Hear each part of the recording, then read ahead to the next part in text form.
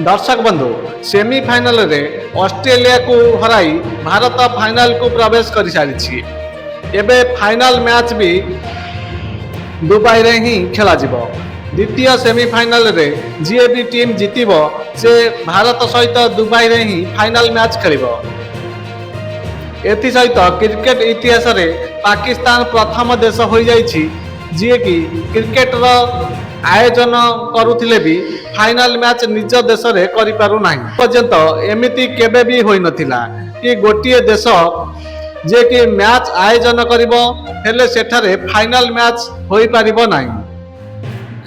ए पर्यंत जे कोनोसी देश कोनोसी भी सीरीज रो आयोजन करे सेही देश रे ही प्रत्येक मैच खेला जाए। हेले एथर चैंपियन ट्रॉफी पूर्व बीसीसीआई स्पष्ट भाव कही कि भारत कौन भी परिस्थिति रे पाकिस्तान जीव नहीं कि सेठारे कौन भी मैच खेल नहीं। एथिपाई स्थिर होता कि भारत तार प्रत्येक मैच दुबई रे खेल। एमिति कि फाइनल को गले दुबई रे ही प्रत्येक मैच खेल। एबे पाकिस्तान को यह बहुत बड़ महंगा पड़ी। पाकिस्तान को बहुत बड़ महंगा पड़ी कहीं ना पाकिस्तान तार जेतिकी भी पैसा खर्च करिछि चैंपियन ट्रॉफी रे से पैसा उठाई पारिबो कि नहीं एबे अनिश्चितता रे रहिछि।